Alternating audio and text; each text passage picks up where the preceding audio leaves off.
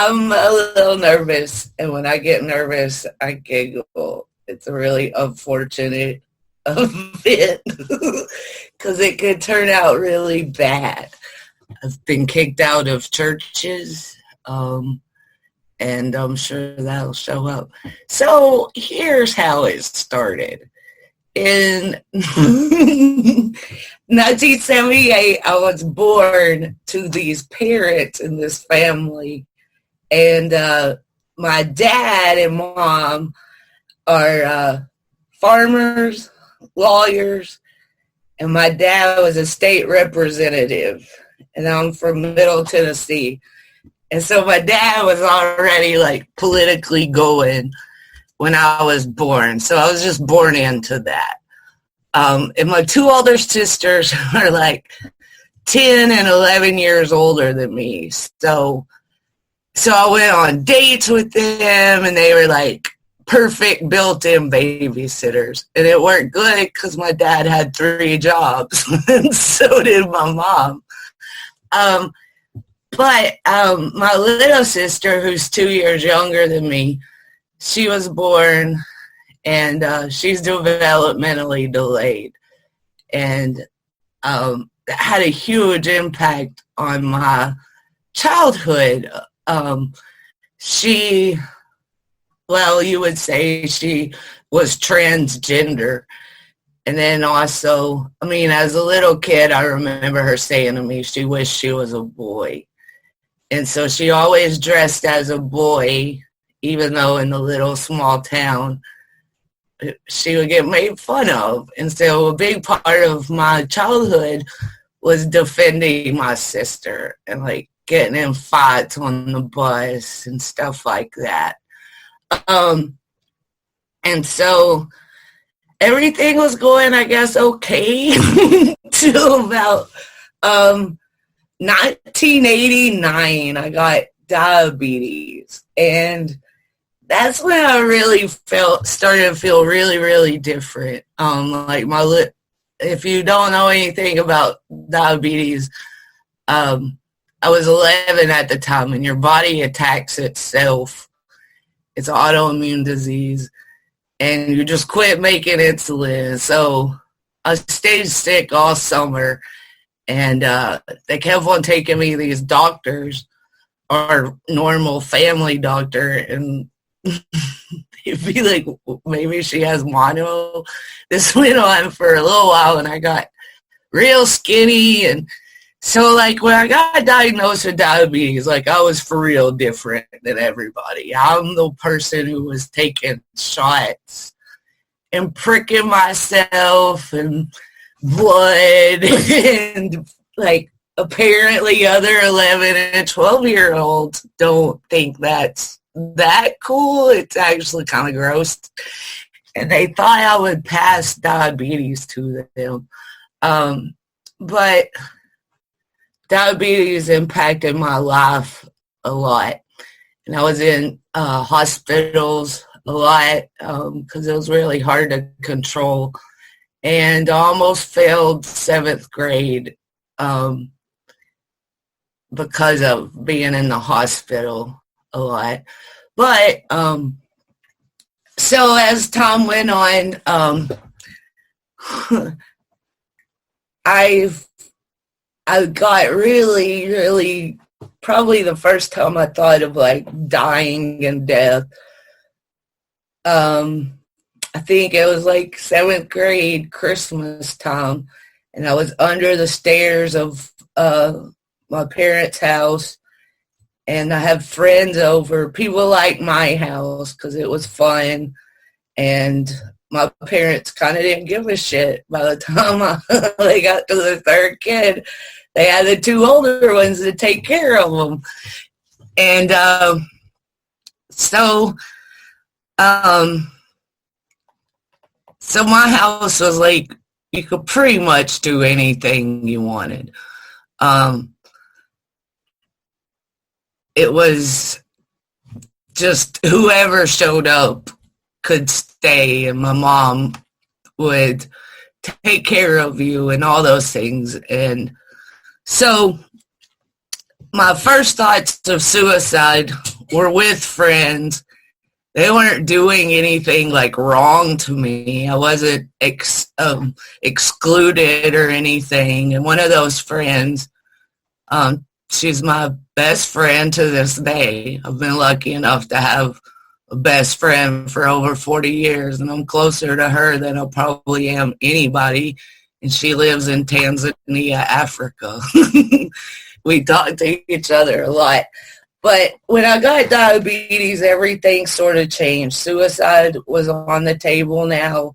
And my mom would send me to diabetic camp. It was the only time she said she felt like somebody was taking care of me. And it was 2 weeks long, and I would send these awful letters home. I have some of them.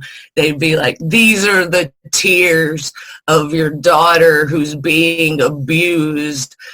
But really, I was kind of having fun, but I also would exclude myself from stuff because I did feel different even at diabetic camp. I don't know why that was, but like whatever. So I smoked my first cigarette around like 8th grade maybe, and I had my first beer then too. And my first cigarette was a Camel Red, and it was the first time I ever inhaled. And I was on the lake on top of a houseboat, and I get a little seasick, plus I inhaled my first cigarette ever. So I puke all over the top of this houseboat everywhere. And then they make me clean it up. And I was personally offended. But that it was like heaven to me, smoking was. And then I would start smoking Camel non-filters. I really enjoyed those. So I was like 13 smoking. I also had my first beer around this period of time. I remember drinking it and being like, it must have gone bad because I thought beer tasted bad. I thought it was like rotten. Turns out that's just the way beer tastes. So I didn't really like it. But as I went through high school, and you have to remember this is a really small town, I went to high school with like 400 people maybe. In my class, there were about 100 people, and some of them literally I went with from kindergarten on. And my dad has this political life. I also found out my dad has a mistress, a long-term mistress. That comes up again. So I'm held to a different standard because my dad is this person. My dad and mom drug test me because there's a huge meth-based like organization operating out of our town who has paid off the sheriff. The sheriff doesn't like my dad. Our house is bugged. And it ended up being this whole crazy thing that the Tennessee Bureau of Investigation busted up. All the drugs for the music people in Nashville were being flown into our county and distributed through living on the lake. All the lake people, a lot of them were country music people. And so that's the backdrop of my high school years, is being monitored like that. So anyway, my best friend, Emily, her boyfriend commits suicide when we're freshmen in high school. And all this meth stuff's going on. And when he commits suicide, everybody basically leaves her. And I'm her only friend. She's like a pariah. Like she made him do that or something. And I'm not sure I really knew you could really commit suicide till him. And so I didn't know that was an option. I didn't know how it was an option. And at this point with my diabetes, I have no idea what my blood sugar is. So I'm going into ketoacidosis like all the time, which is really bad. And so my sophomore year of high school, I meet this girl and we're just friends for a while. And then at some point we end up kissing. And suddenly I have a girlfriend from my sophomore year of high school until my freshman year of college. It started as, of course, we were best friends. And then it turned into something more. And she was 3 to 4 years older than me. I think 3. So age-wise, we were within the limit if anybody found out. It wasn't statutory rape. At some point, though, it got pushed. Once she turned 18, it became statutory rape. And that shows up in a minute, too. But my ex-girlfriend, Melanie, she had already had an alcohol problem. She already tripped acid. She had done all this stuff. And she helped me not do all that stuff, which is odd in a way because she had already done it. She was older than me. But we went to lots of concerts. And I was around a lot of stuff that maybe, a 14 shouldn't have been. 14-year-old shouldn't have been. Her mom smoked a lot of pot. Her mom blew out the middle of her nose after doing coke so much. So Melanie was a really good influence in the way that I didn't get started with drinking or doing drugs or anything. But I was smoking pretty heavily. Already had developed a pretty good nicotine habit at like 16. So I go through high school with a girlfriend and then I get a boyfriend. So I'm living this double life already. And at school, once she graduates from high school, our relationship is really codependent, and that's the way it started, and that's the way it stayed. And I knew once I graduated from high school, I was never coming back to that town. There were always suspicions that that I was a lesbian and that I was with her, but I always denied it. And one way to deny that was to get a boyfriend, and so I did my junior year while I was dating her. And so after a couple of years, my senior year of high school, people were starting to find out, and I was starting to melt down and not be able to maintain both being a lesbian, dating a guy in high school, and then also all the stuff with my family pressure, because I'm still having to do piss tests, even though I keep saying I'm not on drugs. And so by the Christmas of my senior year of high school, I sit in like typing class or something, and I type out all the letters because I want to commit suicide. But I don't really know how. And we had an English assignment about, it was a short story on death. And I had written this story in first person instead of third person. And so when I wrote it in first person, my teacher, once again, who had known all my life, called my parents. And so they confiscated all my stuff. They found all my letters about wanting to commit suicide. And then I had in this essay, and the essay essentially was about like what it would feel like to die. And at this point, this teacher did the right thing, but damn, I was fucking pissed. And so they took me to a psychiatric hospital that Christmas. And while in the hospital, they forced me, the counselor pretty much forced me to come out to my parents. And when I came out to my parents, it was awful. They pretty much told me that I wouldn't be accepted into our family.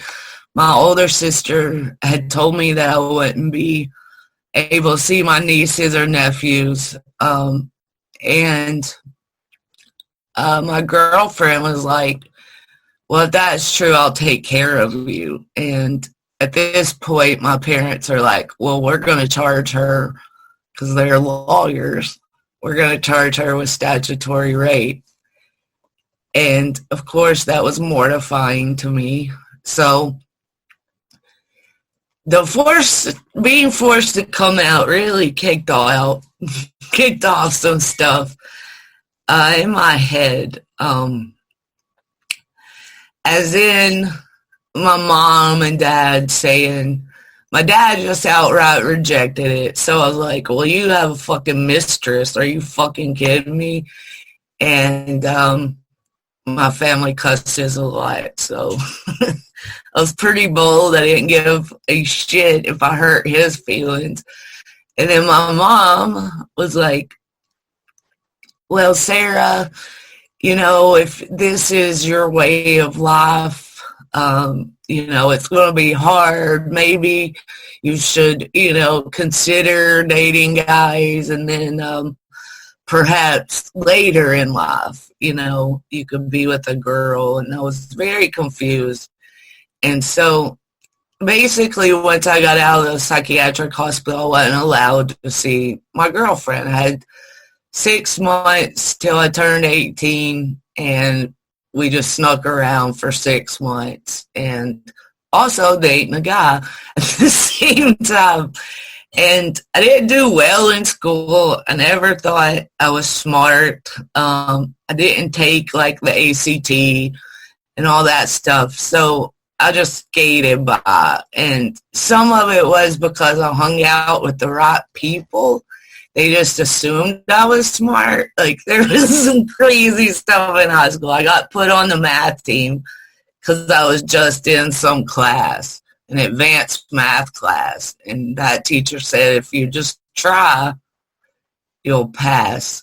So I was like, D++. And I ended up on the math team. For some reason, I ended up on the tennis team, too. I have no idea what the rules of tennis are still to this day, but all my friends are on the tennis team, so they're like, well, we'll put Sarah on it too. And I had to play one match. I still have no idea what happened.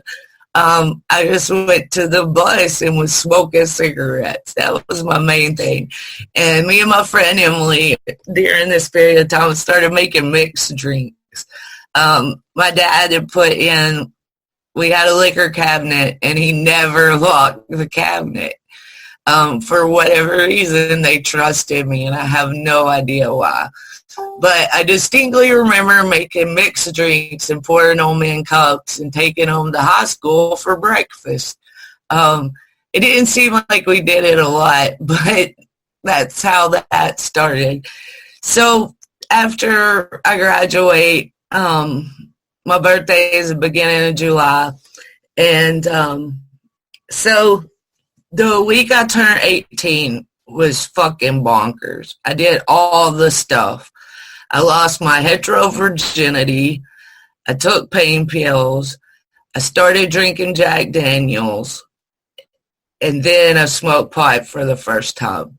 So that mix it seemed like my birthday lasts like a week, but it might have just been 2 days. I don't know. So I ended up in this public park at home with a bunch of people I don't even know, some of which who have died of a heroin overdose since. And after that, I was just like, well, fuck me. I can't be doing that because my dad's going to if I get caught, my dad's going to be perceived as something awful, and it's going to make a whole big deal about me being on drugs or something. So I go away to school, not very far because my mom doesn't want me very far because of my diabetes. And so everything's going fine. I can't believe I got in college. And so I was sexually assaulted my second semester freshman year. And it was by these two guys. We were on a school trip. And basically, I was trapped. They trapped me in a hotel room with them. And so after that shit, I was sitting at the end of the bed, and they were like, don't tell, all this stuff.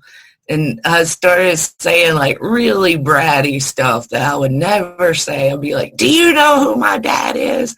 They're attorneys. We will take your ass to prison. I was so mad, but also I didn't really realize what it meant.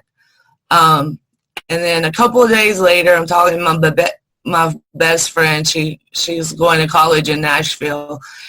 And I tell her this whole story about what happened. And I said, for whatever reason, I was like, it felt wrong, but I don't know what to call it.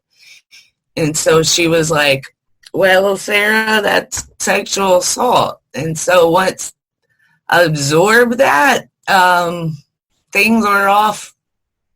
I was off running. I started drinking a lot, still smoking like a freight train. And I started drinking a lot. I didn't really like beer, so it was mainly like Everclear and Mad Dog 2020. There's some places I ended up where I have no idea how I got there, so blackout drunk. And a lot of it was related to not being able to control some of the shit that was happening to me. So I started dating another guy, John, the first John. He was a sig amp, so I got to hang out with those guys, real pricks. So I met another sig amp, started dating him without telling the other guy that I broke up with him. So the whole fraternity got in a fight amongst itself. And then after that, the person I'm married to stole me from the middle guy. So I just like historically cheat on people, and it's a string of affairs. And so the first night I met my husband, I was with my roommate who was anorexic, and she's real pretty, and she sits down, my husband. We walk in this huge party. We walk in there, and my husband is sitting there with a huge drum head with like 2 pounds of pot, rolling the biggest blunt I've ever seen in my life. And I'm like, there's the guy for me. And so I sit and talk to him, and we ended up together from that night forward. And it started, of course, as, a little codependent, except I was more relying on him for self-esteem and everything. And he had to put up some boundaries. And, of course, I was, like, whining and crying. Why boundaries? I'm in love with you. But the whole time I was with him, we stayed together 4.5 years before we got married. So I was failing out of school because of the sexual assault, and I have been for a while. And the semester I met my husband, my dad had been like, you're on academic probation. I wasn't technically with school on academic probation, but he called the president of the university and had me go in there and tell this man, this president of the university, why I need to stay in school. And my dad's on speakerphone, and I was just sitting there crying. And I begged to take one class, and this one class was women. It was a women's studies class, and so I take this one class, and I get so much into it. I get into feminism, and I seek answers for like why I was sexually assaulted, because it felt like, why me? Why would two people pick me? And so through that learning and that one class, the only class I had to take, I also had to work full-time at the mall. And so I did really good in that one class because my dad was like, we aren't paying for school anymore. You can work full-time at the mall. And I was just like, okay, please no. And so I got my shit together, and I started smoking pot almost daily because my boyfriend, who's now my husband, smoked pot. And pot helped me really focus. I would just sit down and read, and somehow I could remember all this stuff. And so I really started doing well in school, and I think, I was happier, but some of that was because of love and all that bullshit. But I didn't really drink that much. It was mainly smoking pot. And then the summer came, and my husband's from Mississippi. We went down to Mississippi and picked mushrooms out of cow shit for like a whole week, but it felt like a whole summer. So we just tripped balls all week. Fresh mushrooms. And I would go out there like 5:30 in the morning, in full camo, acting like I was in the army or something, doing the crawl under fences to go get my cow shit mushrooms. And we would have like grocery store huge bags of mushrooms and just trip all day long and play music and all that stuff. But as we went further, my boyfriend, my husband, he never did, well, he had already experimented with drugs and stuff. So he saved me from that. I was really lucky. He'd be like, no, Sarah, you don't need to do cocaine. And I trusted him for some reason. And so through college, I'm doing well, the end of college, and I have a teacher that really pays attention to me, and he says, I have this paper that needs to be published and that I should go to grad school. And that's hugely flattering to me because I never thought I was smart.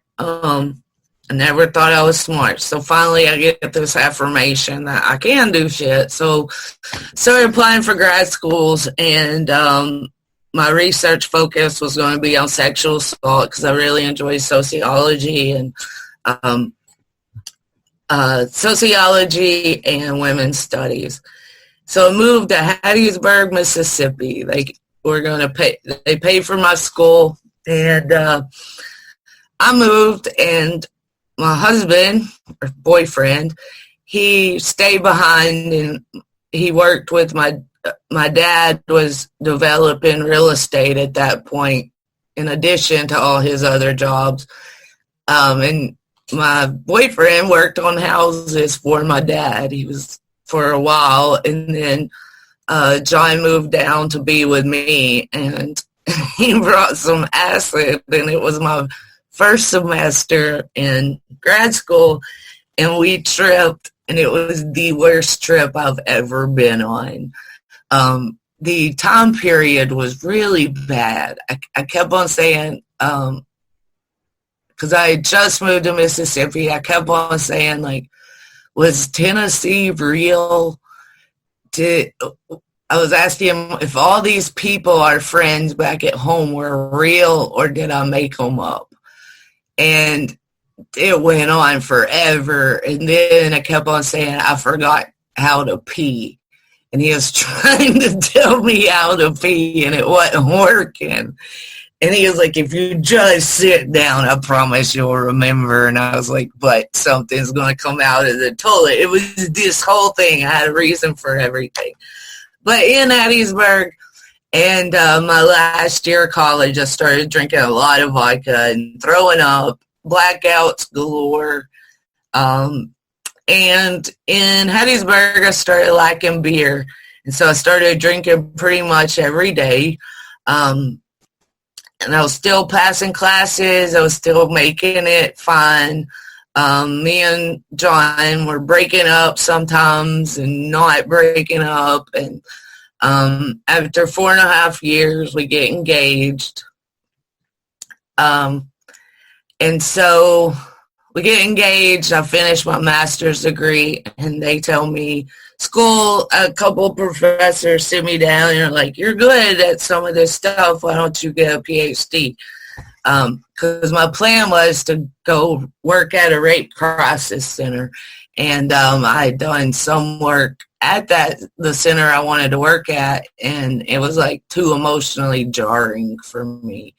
And so my professors were like, you can help rape victims in college by being a college professor. So, and it was really nice to have some people believe in me. And so I thought, this will be awesome. This will be it, because I need health insurance for my diabetes.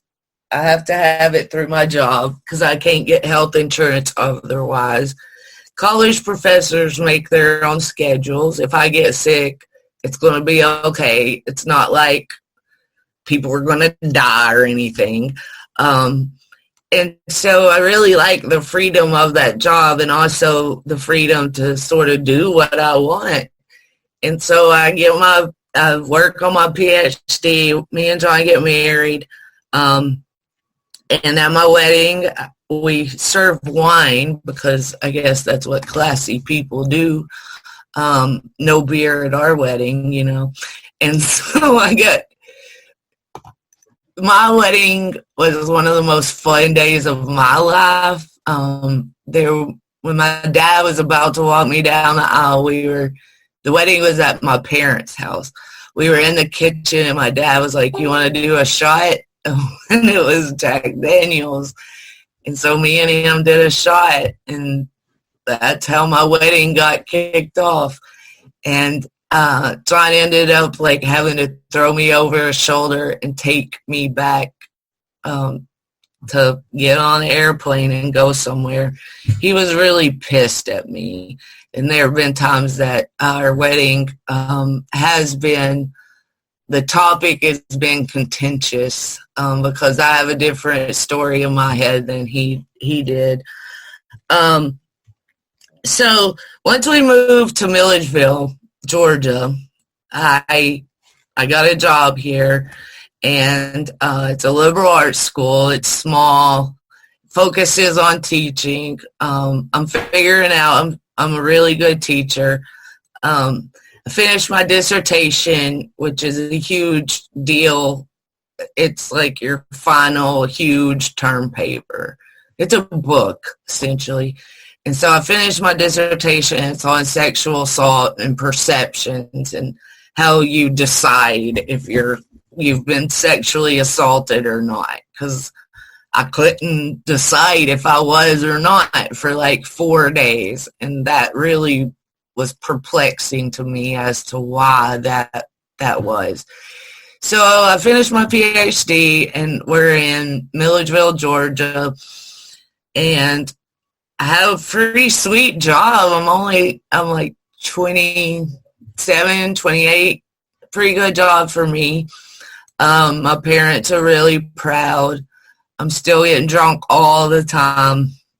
And so the first year I'm teaching, basically, I'm like a freshman in college. I suddenly have money. We go to the bars all downtown all the time.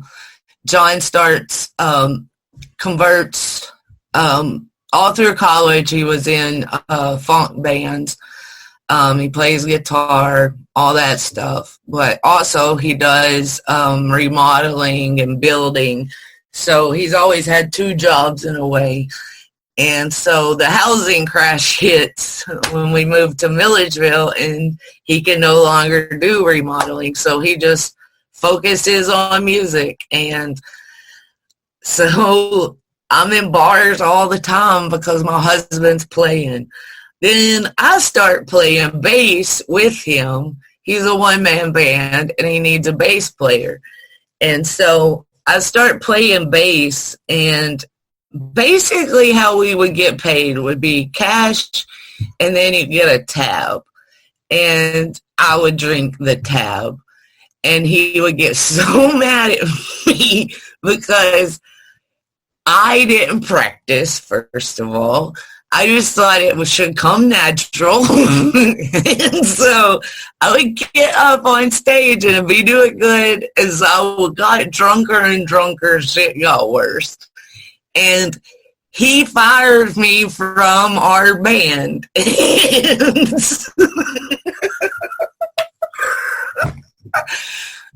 Deservedly so. He said that only old blues musicians can get a shit house like that and still know how to play. So basically, I still go out on the road with him, and we go all over the Southeast. It was so much fun. I end up in a lot of situations where I'm like, what? After a minute or two, I'm like, wait, are they asking us to swing with them? I would be slow to pick up on stuff. People would be like, do you know Crystal? And I'd be like, you mean like the restaurant? And I would say, I would be offered all this stuff and not really know what I was being offered because I was naive. And so going on the road with John and being in a band was so much fun. But we had money problems because we're just living off of my salary at this point. But we're making it, and it's fun. Everything seems fun, but I'm drinking more and more and more. And Sunday nights became the night where I would get box red wine and just drink it all night and cry. I do not know why it was Sunday nights, but it was. And so I get promoted to associate professor, and one of my friends from grad school moves to Milledgeville, and she's going to work in the same department as I do. And when I met her, things were like sort of weird. She was in an abusive relationship. But I couldn't make out how the relationship was. And so me and John were constantly saving her, moving her across 3 states to get away from one guy. Then she got pregnant and called that guy to come to the birth, but didn't tell anybody. And he had beaten her up. And so it was always this drama, always with her. And I would drink a lot, smoke pot a lot with her. And once she, after a few years of working together, she starts dating a student. And my ethics wouldn't let me deal with that. But we go to a conference together, and she loses her fucking shit on me like a fucking psycho, yelling at me in front of students and all this stuff. Calls me alcoholic, which I was, but it still hurt. And after that, we weren't friends after that. And basically, one of the students that was on that trip reported her for like sexual harassment. She got asked to leave our school, and I didn't talk to her after that. Like, I was just done. And she that night she rubbed it in my face that me and John couldn't have children. I got my tubes tied at 30 because of my long-term diabetes, and we decided together that we wouldn't have children through having sex. We wouldn't have our own children. And so she would throw that up in my face a lot. And so that night in the beach at that conference, when she did that, we were done. And it felt like a relief. And so through all this, I'm still like the cool professor who goes downtown. My students serve me beer. They love it that I'm the cool professor downtown. And when we talk about labeling theory, I say stuff like, yeah, you can, when you drink like alcoholic in college, it's just called college. If you drink like an alcoholic after college, you're labeled alcoholic. And I would be like, that's me. And so it was getting to the point where in the afternoon I was having to drink to not shake and stuff like that. And my family, every time I would go home, some crazy shit would always happen. My little sister, who was developmentally disabled and bipolar, she'd go on a mania and steal all my parents' credit cards. One time she bought 2 cars in one day. And would just lose her shit. And then my niece was also bipolar, and when my sister was losing her shit, my niece would be good. And then they would trade. So when my niece was losing her shit, my sister would be good. And this is a lot of anxiety for when I went home. But the cops were always called. It seemed like every Christmas for about 4 or 5 years, the cops were called every time. And it always involved alcohol. I was always peripherally involved, although it wouldn't necessarily be about me. But for whatever reason, people would trust me. I don't know.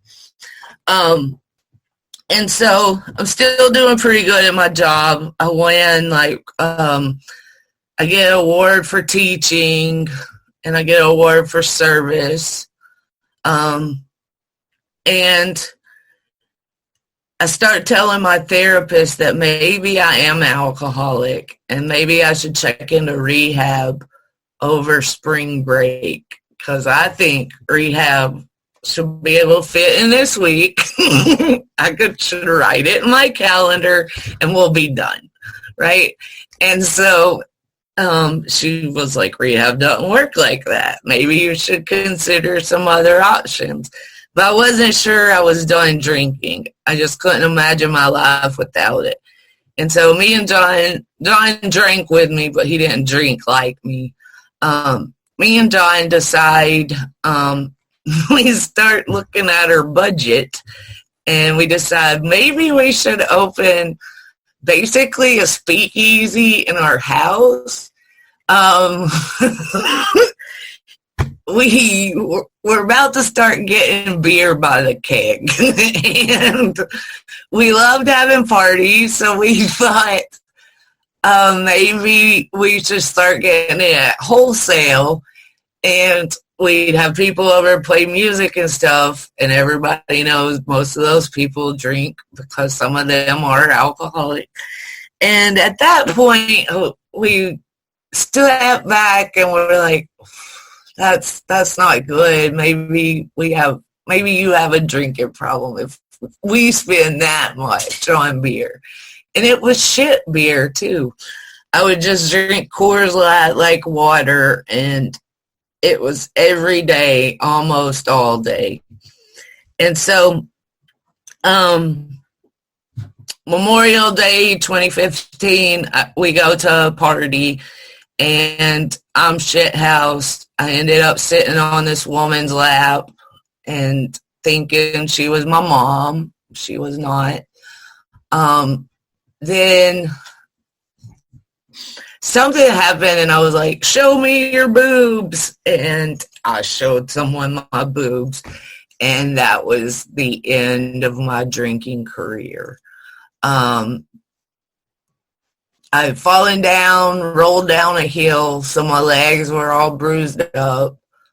I think I jumped in the lake that night with all my clothes on. There's some parts that were real foggy. And the next morning, Don says, if you don't get your shit together, I want to leave you.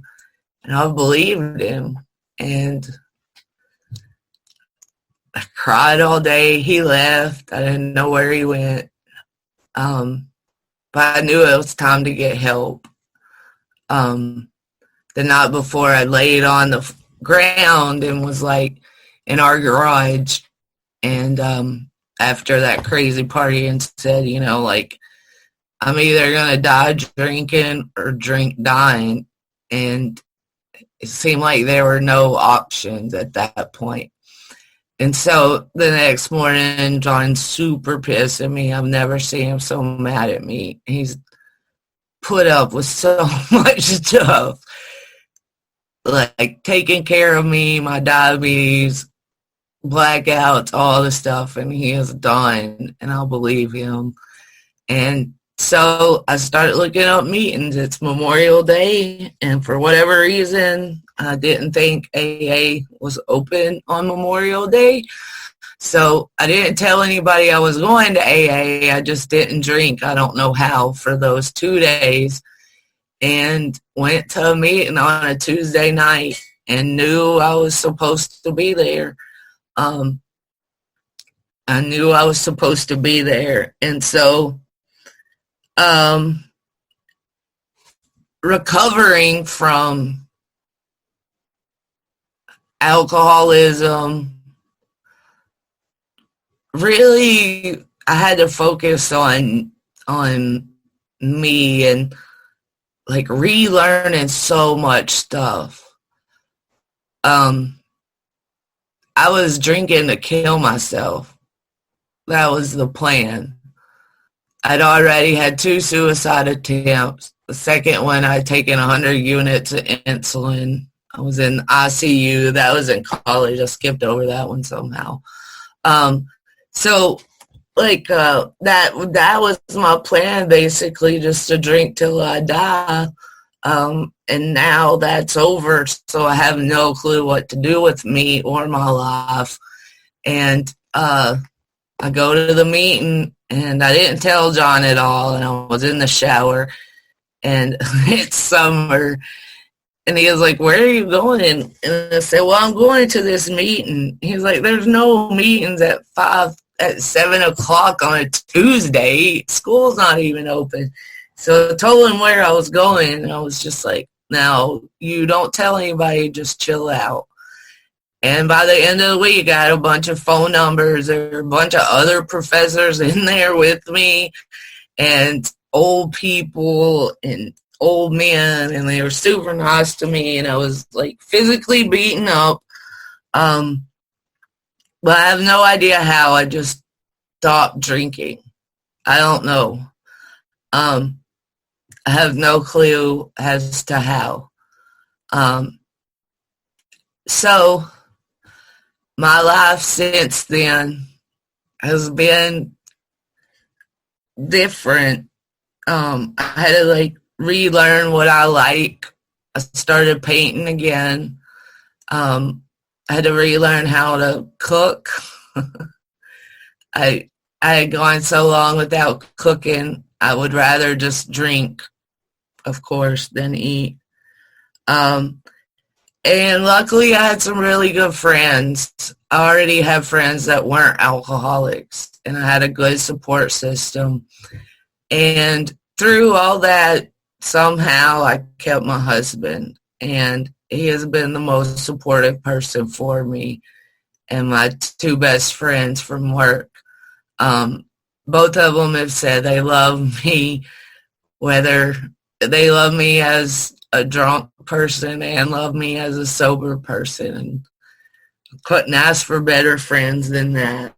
And there's been quite a bit of stuff that's gone on still, even in my sobriety. My husband and I went to marital therapy at, I think, a year into my recovery. We had to talk about different narratives we told ourselves because the resentments were coming up from a long time ago because we've been together almost 20 years at this point.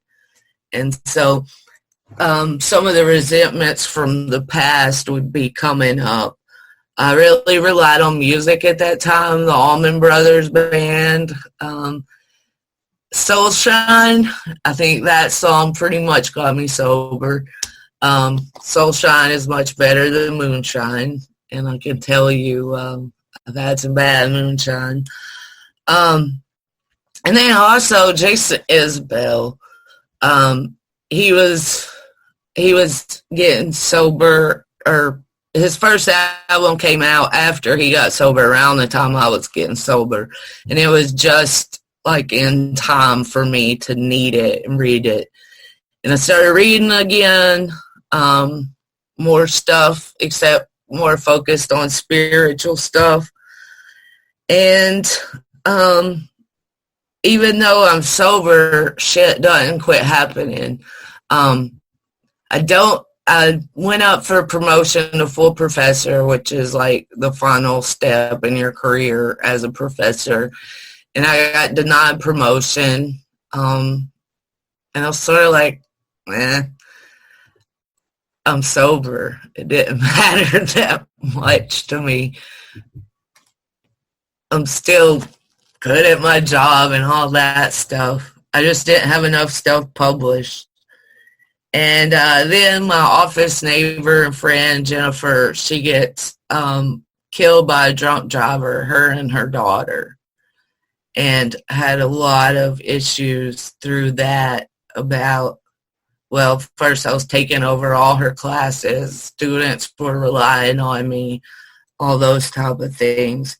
And then I went off the insulin pump and went back on it. And one of the things with the new insulin pumps is that I can know my blood sugar at all times. And I got obsessed with looking at what my blood sugar was and the idea that I could somehow control it. Well, I wouldn't have diabetes if I could control my blood sugar. So there have been a couple of things like that I obsess over, and I have to recognize it as one of my alcoholic obsessive compulsive disorder type things, my anxiety. And then also I got diagnosed as bipolar 2. I'm pretty sure that's how I ended up getting a PhD, is in a mania. And my psychiatrist was like, sometimes manias can result in good stuff. I'm like, yeah. And through AA, I started doing a lot of recovery work in a men's prison. And that service work has been so rewarding. I was able to utilize my experience in recovery in prison with some of the research I had done on recovery, and I have a book chapter about that, what that's like, about working with men in prison and trying to get them help as far as reentry goes. And that's been very rewarding. So through sobriety, a lot of really good things have happened to me. I applied for the student loan forgiveness plan. It's after you pay for your student loans like 10 years, you can do all this paperwork. And with our current administration, they've only waived one person's student loans. So I kept on doing the paperwork and faxing it and emailing it for 2 years. I just would not quit. And in the beginning of March, I got an email that said my student loans were waived. It was like $80,000.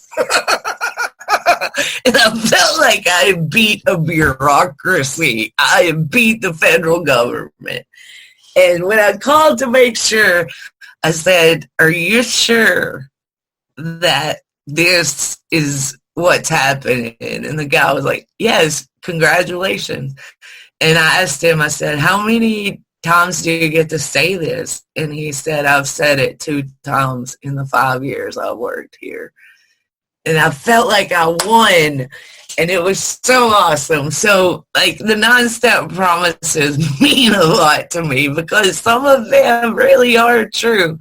And so my husband last year applied and got the general contractor's license. So he's still been playing music, but he also builds decks and shit. And our life is not so bad. Every now and then we get upset about not having a baby, but we're like, well, if we want a little prick who acts and looks like us and has all of our worst tendencies, especially during COVID, we were very happy we did not have children, but also I got bored. But I have wonderful nieces and nephews, and I love them like the Dickens, and they love me. And really, like, just being okay. That's every day. I'm really lucky I have friends and family that loves me. The 2 times I wanted to drink was when I went back home. My mom had called me. The first time my mom had called me, my dad had sent the mistress flowers and put it on her credit card, and she saw the bill. And so my mom called and told me that, and I try to say, none of my business, none of my business. They're also swingers. Found that out. If you don't want to drink, you do want to drink after that. Like all through my childhood and shit, apparently. So there's some backstory there that I don't want to know about. And my sisters are all up in their business, but I always have to say, I just don't care. I can't care. I can't care. That's trauma. But I guess that's my story. I know I left out a bunch of stuff, but whatever. It's cool. I'm okay now. I feel more okay than I ever have. The end. Tired of lying in the sunshine, staying home to watch the rain. You were young and life was long, and there was time to kill today. And then you wake to find that 10 years have got